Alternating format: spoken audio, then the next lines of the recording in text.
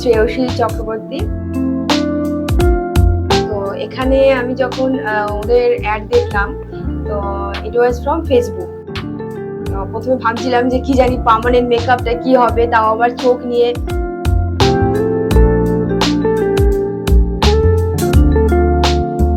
ফেসলি প্রচন্ড মানে আমাকে হেল্প করেছে, আর আমার কনফিডেন্সও অনেক বিল্ড আপ হয়েছে। যেমন আগে ডেইলি মেকআপ করতে হতো আইব্রোজ নিয়ে, সেটা তো এখন আর করতে হয় না। আর আনইভেন শেপ, সেটাকে পুরো শেপটাকে ঠিক করা, যেটা করলে আমাকে বেস্ট লাগবে, সেটাই আমাকে পুনাম যিনি আছেন উনি হেল্প করেছে খুবই।